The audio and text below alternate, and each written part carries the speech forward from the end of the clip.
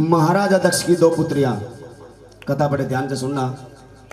महाराजा दक्ष की दो पुत्रियां तारा देवी और रुक्मणी, दोनों बहनें नियम पूर्वक एकादशी का व्रत किया करती थी। दोनों बहनें नियम पूर्वक इस माँ को मनाया करती थी और बड़े प्रेम के साथ सभी भक्तों के बीच में बैठकर बड़े चाव के साथ इस माँ का गुणगान किया करती थी। एकादशी के एक दिन बड़ी बहन ने छोटी बहन से कहा कि बहन आप बाजार के अंदर जाओ, आज एकादशी का दिन है और मेरी माँ के लिए पुष्पहार और फल फ्रूट लेकर आओ। बड़ी बहन की आज्ञा मानकर रुक्मणी मार्केट के अंदर जाती है, लेकिन ये माँ सब भक्तों की परीक्षा लेने वाली है। ये माँ रुक्मणी की भूख बढ़ा देती है और रुक्मणी भूख के कारण व्याकुल हो जाती है और जैसे ही माँ का पुष्पहार और फल खरीद रही है, ठीक उसकी नज़र सामने एक दुकान पर पड़ती है और दुकान के अंदर मछली के पकोड़े बन रहे थे। लेकिन रुक्मणी अपने आप को नहीं रोक पाती और मछली के पकोड़ों का सेवन कर लेती है, अर्थात अपना व्रत खंडित कर लेती है। जोरदार ताड़ी लगाओ एक बार। पुष्पहार और माँ का प्रसाद लेकर जैसे रुक्मणी घर आती है और आकर अपनी बहन तारा को देती है और हाथ जोड़कर कहती है कि बहन आज मैंने बहुत बड़ा अपराध कर दिया। इतना सुनते तारा को क्रोध आ जाता है। तारा कहती है कि बहन तुमने क्या कर दिया। रुक्मणी कहती है कि बहन आज मैंने एकादशी का व्रत खंडित कर दिया। इतना सुनते ही तारा का क्रोध 7वें आसमान पर पहुंच जाता है और तारा कहती है तू है तो मेरी सगी बहन, लेकिन तूने मनुष्य योनि पाकर नीच प्राणी के जैसा कर्म किया, जा तू छिपकली बनने हो गया। जोरदार ताड़ी लगाओ। क्योंकि एकादशी का व्रत खंडित करना ऐसा होता है जैसे 100 लड़कियों का कत्ल करना, और 100 लड़कियों का कत्ल करना 1 लाख गौ माता की हत्या करना। साल भर के अंदर एक निर्जला एकादशी आती है। जो मेरी माता बहन नौजवान साथी बड़ा बुजुर्ग उस दिन व्रत रखता है और ये कहता है कि इस व्रत का फल केवल मेरे भाई को, मेरी बहन को, मेरे माता पिता को या मेरे पति के लिए हो, वो उसका फल उसी को प्राप्त होता है, बेशक व्रत से किसी ने भी क्या हो। ये होता है एकादशी का व्रत। जोरदार ताड़ी लगाओ ये बात। इतना सुनते ही रुक को हाथ जोड़कर बड़ी बहन तारा के चरणों में लिपट जाती है और कहती है कि बहन मैंने जो अपराध किया वह क्षमा के काबिल तो नहीं है, लेकिन इसको सफल बनाने का कोई उपाय भी बताओ। तारा ने कहा ये माँ सबके मनोरथों को पूरा करने वाली है, इस माँ में ध्यान लगाओ तुम्हारा कल्याण होगा। कह दो सच्चे दरबार की, सच्चे दरबार की। और दूसरे जन्म में तारा इंद्रलोक की अप्सरा बनी और छोटी बहन रुक्मणी छिपकली योनि में प्रायश्चित का अवसर ढूंढने लगी। कह दो सच्चे दरबार की, अच्छे दरबार की, शेरों वाली मैया की। द्वापर युग में जब 5 पांडवों ने मिलकर अश्वमेध यज्ञ का आयोजन किया तो दूत भेजकर दुर्वासा ऋषि सहित 33 कोटि देवी देवताओं को निमंत्रण दिया और जैसे दूत निमंत्रण लेकर 33 कोटि देवी देवताओं के पास गया और जाकर कहा कि महाराज आज हमारे प्रभु ने यज्ञ का आयोजन किया है और आपको बुलाया है, तो दुर्वासा ऋषि क्रोध के कारण आने से इनकार कर देते हैं। क्यों? क्योंकि दुर्वासा ऋषि बड़े क्रोधी ऋषि हुए हैं। क्या तो सच्चे दरबार की, सच्चे दरबार की। यज्ञ आरंभ हुआ और जैसे दुर्वासा ऋषि ने देखा कि महाराज ने उनकी अनदेखी कर दी है तो अत्यंत क्रोध करके पक्षी का रूप धारण कर लेते हैं और अपनी चोंच में एक मरवा सर्प लेकर उस स्थान पर जा पहुंचते हैं जहां यज्ञ हो रहा था, जहां जागरण हो रहा था, जहां पूजन हो रहा था। कह दो सच्चे दरबार की, अच्छे दरबार की। और जैसे यज्ञ के बाद सभी भक्तों को प्रसाद मिलने वाला था, प्रसाद खीर का तैयार हो रहा था, क्योंकि हिंदू धर्म के अंदर सबसे पहले जब भी कोई आयोजन होता था तो बाद में प्रसाद खीर का मिलता था। क्यों? क्योंकि खीर उत्तम पवित्र भोजन माना जाता है, उत्तम पवित्र प्रसाद माना जाता है। बोलो सच्चे दरबार की। और दुर्वासा ऋषि अपनी चोंच में मरा हुआ सर्प ले जाकर उस खीर के कढ़ाई में डाल देते हैं। जोरदार ताड़ी लगाओ जी। लेकिन एक छिपकली जो एकादशी का व्रत खंडित करने के कारण अपनी बहन के मुख से निकले श्राप को ग्रहण कर छिपकली बनी थी, उस श्राप का खीर के कढ़ाई में गिरना देख रही थी। लेकिन उसको परोपकार की शिक्षा अब तक याद थी। उस छिपकली ने सब भक्तों के प्राण बचाने के लिए जैसे ही वह खीर सभी भक्तों को प्रसाद के रूप में मिलने वाली थी, सभी के सामने दीवार से कूदकर उस खीर के कढ़ाई में जा गिरती है। सभी देवी देवता उस छिपकली को भला बुरा कहते हुए खीर के कढ़ाई को खाली करने लगते हैं। और जैसे ही खीर के कढ़ाई को खाली करते हैं, उस छिपकली को भला बुरा कहते हैं कि इसका नाश होगा। क्यों? क्योंकि इसने हमारा प्रसाद खंडित कर दिया। लेकिन उनको मालूम नहीं था कि इसके अंदर सरप भी पड़ा हुआ है। जैसे ही वह खीर जरा सी बच जाती है, अब सभी देवी देवता क्या देखते हैं कि उसके अंदर एक मरा हुआ सरप भी पड़ा हुआ है। अब सभी देवी देवताओं को मालूम हुआ कि उस छिपकली ने अपने प्राण देकर इन सभी देवी देवताओं की रक्षा की है। अब बड़े प्रेम के साथ कहेंगे, सच्चे दरबार की, अच्छे दरबार की, शेरों वाली मैया की जय जय अम्बे महारानी की, जय जय अम्बे महारानी की, जय शक्ति आदि भवानी की, जय शक्ति आदि भवानी की, जय जय अम्बे महारानी की, जय जय अम्बे महारानी की। सभी देवी देवताओं ने मिलकर उस छिपकली के लिए प्रार्थना की कि हे माँ, माता जी बैठ जाओ। कथा बीच में छोड़ कर जाते, सत्यनारायण की कथा में बीच में छोड़ के चले गए थे। आपने सुना भी होगा उनका कितना बड़ा सर्वनाश हुआ था। बोल सच्चे दरबार की, अच्छे दरबार की। क्योंकि सत्यनारायण की कथा और ये माँ तारा की कथा जो बीच में छोड़कर जाता है उसको बड़ा श्राप लगता है। क्या तो सच्चे दरबार की, शेरों वाली मैया की। सभी देवी देवताओं ने मिलकर प्रार्थना की कि हे माँ, तू इस छिपकली को मनुष्य योनि में सबसे पवित्र योनि प्रदान करना। क्यों? क्योंकि 84 लाख योनियां भुगत कर तब ये मनुष्य का चोला मिलता है। 84 लाख योनियां कुत्ता, बिल्ली, भगेरा, कछुआ, पता नहीं क्या क्या बनना पड़ता है, तब जाके मनुष्य का चोला मिलता है। कह दो सच्चे दरबार की, अच्छे दरबार की। और इसके बाद सभी देवी देवता माँ के दरबार में, प्रभु के दरबार में उस छिपकली के नाम का पूजन करते हैं, कीर्तन करते हैं, गुणगान करते हैं। और 30 जन्म में छिपकली राजा सप्रस के घर कन्या बनते हैं। जोरदार ताड़ी लगाओ जी एक बार। और दूसरी बहन तारा मनुष्य का जन्म लेकर अयोध्या के प्रतापी राजा हरिश्चंद्र के साथ बड़ी धूमधाम के साथ विवाह करती है। बोलो सच्चे दरबार की। राजा सप्रेस पंडितों को बुलाते हैं और उस कन्या की कुंडली बनवाते हैं। और जैसे पंडित इकट्ठा होते हैं उस कन्या की कुंडली बनाने के लिए उसका नक्षत्र देखते हैं, तो वे क्या कहते हैं कि महाराज आप इस कन्या को मरवा दीजिए। क्यों? क्योंकि कन्या आपके लिए हानिकारक सिद्ध होगी। राजा ने कहा कि महाराज ये आप क्या कह रहे हैं, कन्या को मरवा दूं? क्योंकि कन्या को मारने का पाप बहुत बुरा होता है। आज तो हमारे हिंदुस्तान की सरकार ने भी एक बड़ा अच्छा नारा दिया है, बेटी बचाओ, जोर से बोलो, जानो तो सारी लेकिन बोलो वारी। बोल सच्चे दरबार की। इसलिए महाराज आप कहती है बेटी को मार दूं। आज तो हमारे हिंदुस्तान की सरकार नरेंद्र मोदी जी ने बड़ा अच्छा नारा दिया है, बेटी बचाओ बेटी पढ़ाओ। मैं ऐसा नहीं कर सकता।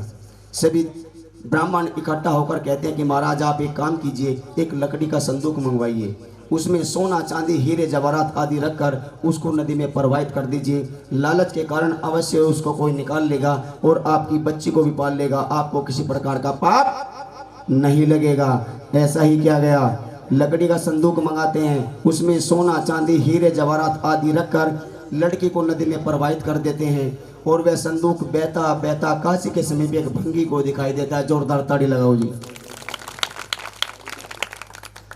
वह भंगी लालच के कारण उस संदूक को बाहर निकाल लाता है और जैसे खोलता है उसमें सोना चांदी हीरे जवाहरात के अतिरिक्त एक रूपवान कन्या भी दिखाई देती है। और उस कन्या का चेहरा बिल्कुल ऐसे खिलखिला रहा है जैसे मेरी माँ का खिलखिला रहा है। बोल सच्चे दरबार की, अच्छे दरबार की। उस भंगी के कोई संतान नहीं थी, उसने उस कन्या को उठाया और अपनी छाती से लगा लिया और लाकर अपनी पत्नी को दे दी। पत्नी ने जैसे कन्या को अपनी छाती से लगाया, इस माँ शेरों वाली की ऐसी कृपा हुई कि उसके दोनों स्तनों में दूध उतर आया। बोलो सच्चे दरबार की, अच्छे दरबार की, शेरों वाली मैया की। पूरी रात गुजर जाती है, कभी पत्नी खिलाती है, कभी पति खिलाता है। पड़ोसी इकट्ठा हो जाते हैं, दिन निकल जाता है। पड़ोसी कहते हैं कि पूरी रात हो गई, आपने क्या रोड़ा रुक्का मचा रखा है। पति पत्नी को उस कन्या का कोई नाम भी नहीं सोच रहा था, इसलिए दोनों ने बड़े प्रेम के साथ उस कन्या का नाम रुक्को रख दिया। पहले जन्म की रुक्मणी, दूसरे जन्म में छिपकली और तीसरे जन्म में रुक्को बन गए। जोरदार ताड़ी लगाओ एक बार। कह दो सच्चे दरबार की, अच्छे दरबार की। और आओ माँ के चरणों में वो भंगी और उसकी पत्नी माँ से क्या कह रही है कि सारी रात जगी जगराते में, सारी रात जगी जगराते में, तारा रानी की कथा में सो गई। एक बार ताली बजाओ उसके नाम की। ऐसे ऐसे भगत भी हैं माँ के दरबार में। ऐसा हुआ 19 तारीख का प्रोग्राम ऋषिकेश के अंदर था और एक बहन करना गलती मारे से हो गई मुझको, रानी माँ माफ करना गलती मारे से हो गई। सारी रात जगी जगराते में, सारी रात जगी जगराते में, तारा रानी की कथा में सो गई मुझको मैया जी, माफ करना गलती मारे से हो गई। हमको रानी माँ माफ करना गलती मारे से हो गई। मुझको रानी माँ माफ करना गलती मारे से हो गई। कह दो सच्चे दरबार की। और वह कन्या धीरे धीरे जवान होने लगती है। एक दिन में शादी योग हो जाती है और बड़ी प्रेम के साथ वो भंगी और उसकी पत्नी उस कन्या को रुखसत कर देते हैं और वो हंसी खुशी विदा होकर अपनी ससुराल आ जाती है। बोलो सच्चे दरबार की। दिन रात अपनी सास ससुर की सेवा करती है, बड़े प्रेम के साथ अपने बड़ों का आदर करती है, अपने छोटों को स्नेह देती है। लेकिन आजकल की जैसे शाम को सासू के पैर दबाने के लिए जाएंगी, बाजे बाजे तो गला दबाने के चक्कर में रहे। क्या तो सच्चे दरबार की, अच्छे दरबार की। क्यों? क्योंकि कम मरेगी सासू कब आओगे आंसू, पता नहीं कभी या लुट के बुढ़िया कब मेरा जब भी आओगी। इसलिए वह रुक्को दिन रात अपनी सास की सेवा करती है। एक दिन रुक्को की सास बीमार पड़ जाती है। रुक्को बड़े प्रेम के साथ हाथ जोड़ कर कहती है कि माँ आप आराम कीजिए, आज महलों के अंदर सफाई करने के लिए मैं खुद जाऊंगी। रुक्को की सास कहती है कि बेटी तू नहीं है, अभी अभी आराम कर।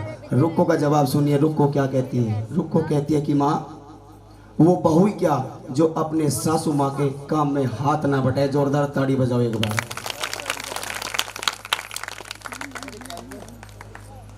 वो बहू क्या जो अपनी सासू माँ के चरण छूकर और अपने ससुर के चरण छूकर उनके कामों में हाथ ना बटाए। इसलिए माँ आप मुझे आज्ञा दीजिए, आज मेलों के अंदर सफाई करने के लिए मैं खुद जाऊंगी। काफी सुनने के बाद रुक्को की सास उसको आशीर्वाद देकर विदा कर देती है और रुक्को जैसे ही मेलों के अंदर प्रवेश करती है, तारा उसको पहचान जाती है। तारा उसको पहचान जाती है और तारा कहती है कि बहन तुम मेरे निकट आकर बैठो। इतना सुनते ही रुक्को के होश उड़ जाते हैं। रुक्को कहती है कि रानी जी मैं तो नीच जाति की स्त्री हूँ, भला मैं आपके निकट कैसे बैठ सकती हूँ।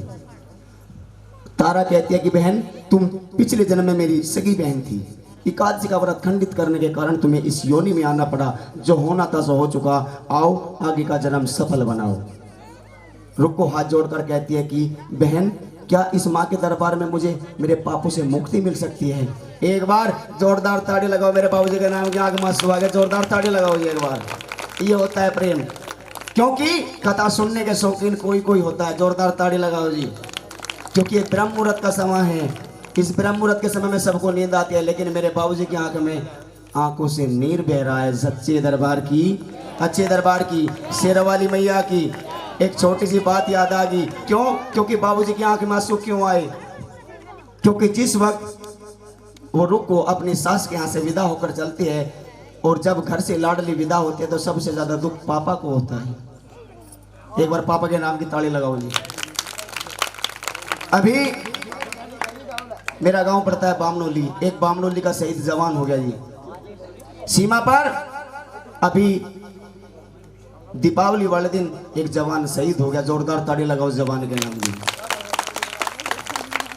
उस जवान के एक लड़की और एक लड़का, दो ही बच्चे हैं। और जैसे घर सूचना आई कि जवान शहीद हो गया, वो छोटी सी बच्ची अपने पापा को कैसे याद कर रही, बोल सच्चे दरबार की। सात समुंदर पार से, गुड़ियों के बाजार से, अच्छी सी गुड़िया लाना, गुड़िया चाहे ना लाना, लेकिन पापा जल्दी आ जाना, पापा जल्दी आ जाना। उठाइए हाथ। क्योंकि जिस वक्त लाडली कन्या विदा होती है सबसे ज्यादा दुख पिता को होता है। क्यों? क्योंकि लाडली कन्या पिता की सबसे ज्यादा लाडली होती है और पूत का पूत सबसे ज्यादा माँ का लाडला होता है। जोरदार ताड़ी लगवान पूतों के नाम में। क्योंकि जितनी बार पैसा मांगेगा अपने बाप से बिल्कुल नहीं मानने, ना मांगे ना मानने। क्यों? क्योंकि जितनी बार भी टटोलेगा माँ की जेब टटोलेगा। और यदि एक बेटी को जरूरत पड़ जाए 10 रुपए की और माँ के पास में चली जा, उनका मम्मी मुझे 10 रुपए दे दे, परसों तो लेगी थी 20 रुपए, जब बर्तन फोड़ ले। और जैसे पापा शाम को ड्यूटी से आता है, काम से लौटता है, हरा थका आता है, लाडली कन्या गिलास का पानी लेकर जाती है, गिलास में पानी लेकर जाते हैं, पापा को कहती है पापा लो पानी पी लो। पापा जैसे पानी पीता है, हाँ बेटी ये बता आज तेरा प्रैक्टिकल कैसा गया? पापा बहुत अच्छा गया। उनका बेटी ने बता पैसे कम तो नहीं पड़े? उनका पापा 10 रुपए की जरूरत रहेगी। उनका ले 50 रुपए रख ले, अपने भाई को मत बताना। क्यों? क्योंकि उसे पता है नीच, अगर पता चल गया 50 इसके ले जाएगा, 50 मेरे ले जाएगा। जोरदार ताड़ी लगाओ एक बार। बेटी चाहे खाना खा रही हो, चाहे बर्तन मांज रही हो और माँ आवाज लगा दे कि लाडली एक गिलास पानी ला दे या फलाना काम कर दे, रोटी बीच में छोड़ देगी। और चाहे वो टीवी देख रहा हो, नालायक उसे कह दो बेटा एक गिलास पानी दा, इनको कैसे बुढ़िया ने भी खा कर धर दिया। क्यों? क्योंकि पानी मांग लेता बुढ़िया, पैसे लेने को मम्मी। सच्चे दरबार की, अच्छे दरबार की, क्योंकि उनमें मैं भी हूं। सच्चे दरबार की, अच्छे दरबार की। इसलिए इन मेरे बाबूजी की आंख में आंसू आ गए। सीमा पर जब एक जवान शहीद होता है, उसके घर सूचना आती है कि सीमा पर जवान शहीद हो गया, तो उस परिवार से पूछ कर देखे किसी का भाई उजड़ गया, किसी का मांग का सिंदूर उजड़ गया, तो मैं भी इसका जागरण में पूजन करवाऊंगी जिस प्रकार इस परिवार ने करवाया। एक बार इस परिवार के नाम की जोरदार ताड़ी लगाऊंगी। क्योंकि हिंदुस्तान के अंदर 1 से 1 करोड़पति, अरबपति, खरबपति पड़ा है जो पूरी रात में 1-1 लाख जागरण करवा सकता है, लेकिन नहीं करवा सकता। क्यों? क्योंकि उनके भाग में नहीं है ये जागरण, ये जोत उस परिवार में जगती है जिसके बड़े भाग होते हैं। बोल सच्चे दरबार की, अच्छे दरबार की, शेरवाली मैया की। माँ ने प्रार्थना को स्वीकार कर लिया। फलस्वरूप रुक्मणी के गर्भ से एक सुंदर बालक ने जन्म लिया, लेकिन रुक को माँ का जागरण में पूजन करने को बिल्कुल भूल जाती है। और जब वह बालक 5 वर्ष का होता है, एक दिन उसको तेज बुखार, तीसरे दिन जिसको हम चेचक माता बोलते हैं, वो निकल आती है। रुक को दुखी होकर अपनी सगी बहन तारा के पास जाती है और जाकर कहती है कि बहन मेरे बच्चे को बड़ा तेज बुखार है। तारा कहते तू जरा ध्यान करके देख कि तुझसे माता के पूजन में कोई भूल तो नहीं हुई। अब रुक्को को 5 वर्ष पहले की घटना याद आती है। वो कहती हाँ बहन, मैंने माँ का जागरण बोला था, जगराता बोला था, मैं उसको भूल गई। रुक्को ने कहा अगर मेरे बच्चे को आराम आ जाए तो मैं इसका जागरण में पूजन अवश्य करवाऊंगी। माँ ने प्रार्थना को स्वीकार कर लिया। तीसरे दिन बच्चे को आराम आ जाता है और रुक्को मंदिर में जाकर पंडितों से कहती है कि पंडित जी मुझे अपने घर जागरण करवाना है। क्यों? क्योंकि पहले हिंदू धर्म में पंडित ही जागरण किया करते थे। कह दो सच्चे दरबार की, अच्छे दरबार की। एक बार इन ब्राह्मणों के नाम की भी ताली बजाओ। क्यों? क्योंकि किसी की गिरह सिद्धि कर देते थे, किसी की उल्टी कर देते थे। बोल सच्चे दरबार की। और एक बात और करते थे, उनका खाना मेरी बामणी बनाओगी, क्योंकि अपने आप खाओगी, बच्चों के लिए लाओगी, बामण भी खाओगा, पूरा परिवार खुश। बोल सच्चे दरबार की, अच्छे दरबार की, शेरवाली मैया की। रुको मंदिर के अंदर जाती है, कहती है कि पंडित जी मुझे अपने घर जागरण करवाना है। और जैसे ही पंडित उसकी बात सुनते हैं, पंडित कहते हैं रुको तू यहीं 5 रुपए दे जा, हम तेरे नाम से मंदिर में जागरण कर देंगे। क्यों? क्योंकि तू नीच जाति की स्त्री है, इसलिए कोई तुम्हारे घर नहीं जा सके, कृपा करती है। पंडितों ने कहा अगर महलों की रानी तारा तुम्हारे घर जागरण में आना स्वीकार करें तो हम तुम्हारे घर जागरण करेंगे, वरना हम तुम्हारे घर में जागरण नहीं करेंगे। रुक्कू ने जाकर अपनी बहन तारा से ये बात कही। तारा ने सहर्ष आना स्वीकार कर लिया। लेकिन जिस वक्त दोनों बहनों में बात हो रही थी कि भंगियों के घर जागरण में जाना है, राजा का वफादार नाई जिसका नाम सेन नाई था इस बात को सुन लेता है और जाकर राजा को सूचना देता है कि महाराज आज आपके घर की रानी तारा भंगियों के घर जागरण में जाएंगी। बोल सच्चे दरबार की, अच्छे दरबार की, सिरों वाली मैया की। इतना सुनते राजा को क्रोध आ जाता है और राजा कहता है कि नाई तेरी इतनी हिम्मत कि तूने मेरे कुल की मर्यादा को कलंकित करने की कोशिश की। नाई ने कहा कि महाराज मैंने आपका नमक खाया है, मैं झूठ नहीं बोल रहा हूं। राजा ने कहा अगर तेरी बात झूठ निकली तो मैं तुम्हारा जन बच्चा पत्थर के कोलू में पिलवा दूंगा। अगर नाई तेरी बात सत्य निकली तो मैं तुम्हें अपना आधा राज्य और अपनी लड़की का डोला दे दूंगा। जोरदार ताड़ी लगाओ एक बार। नाई ने कहा कि महाराज आप एक काम कीजिए, अपना एक हाथ आगे कीजिए। और जैसे ही राजा ने अपना एक हाथ आगे किया, नाई ने उस्तरा निकाला और राजा की उंगली में चीरा लगा दिया। राजा ने कहा कि तूने क्या कर दिया? उसने कहा कि महाराज मैंने आपके जागने का। राजा भी रास्ते से गुजरते हुए जाते हैं। रास्ते में क्या देखते हैं कि रानी के हाथ का रेशमी रुमाल और पाँव की एक पायल पड़ी हुई है, उसको उठाते हैं और अपने पास रख लेते हैं और जाकर चुपचाप कोने में खड़े होकर सब दृश्य देखने लगते हैं। बोलो सच्चे दरबार की, अच्छे दरबार की। ये जागरण जिसने करवा उसका नाम क्या है भाई साहब का? मोटे से जी कपिल। एक बार कपिल के नाम की जोरदार ताड़ी लगाओ जी। ऐसा हुआ कपिल की आदत खराब होगी क्योंकि कपिल मार्केट में जावे, कभी छोले भटूरे, कभी पानी पतासे, कभी बर्गर, कभी चाउमीन खावे। एक बार ताली रोहतास को आवाज लगाते हैं। इकलौता पुत्र रोहतास सामने आ जाता है और राजा नंगी तलवार निकालकर रोहतास का सर कलम करने के लिए खड़ा हो जाता है और रोहतास हाथ जोड़कर अपने माता पिता से क्या कह रहा है? बोलो सच्चे दरबार की।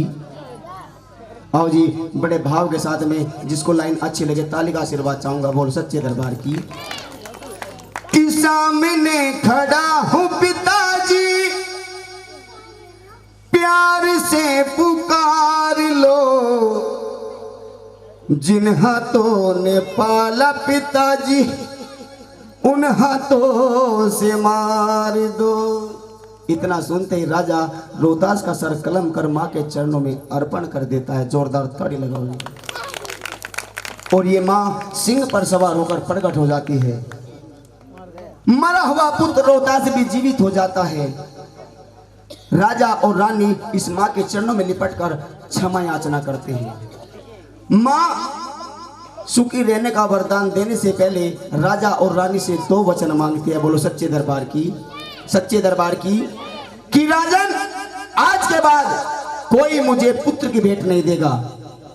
आज के बाद कोई मुझे पुत्र की भेंट नहीं देगा। अगर कोई मुझे भेंट देगा तो पानी वाले नारियल की भेंट देगा। जोरदार ताड़ी लगाओ एक बार। क्योंकि इसको आप छोड़कर देखना, इसके अंदर से मनुष्य जैसी आकृति निकलती है।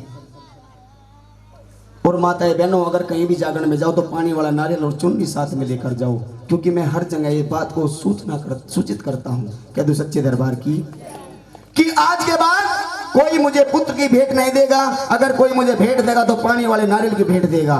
और दूसरा ये, जब भी मेरा हलवे का भोग लगेगा उसमें चने का भोग अवश्य लगेगा। तारा ने कहा कि मैं ध्यानु उस मां को याद करता है और वो मां केवल ध्यानु को दर्शन देती है और मरा हुआ घोड़ा भी जीवित हो जाता है। भक्तों जोरदार ताड़ी लगाओ एक बार। इसलिए मां ने कहा था कि जब तक सूरज चांद रहेगा ध्यानु तेरा नाम रहेगा। इसलिए जब भी मेरा हलवे का भोग लगेगा उसमें चने का भोग अवश्य लगेगा। क्यों? क्योंकि घोड़े को चना सबसे प्रिय होता है। जोरदार ताड़ी लगाओ एक बार। कह दो सच्चे दरबार की। हलवे का प्रसाद ले आओ जी। और राजा और रानी इस मां के चरणों में लिपटकर अपनी क्षमा याचना करते हैं। मां सुखी रहने का वरदान देने से पहले राजा और रानी को वरदान देकर अंतर ध्यान हो जाती है। राजा रानी की प्रशंसा करते हुए कहता है कि तारा मेरे बड़े भाग जो तुम मुझे पत्नी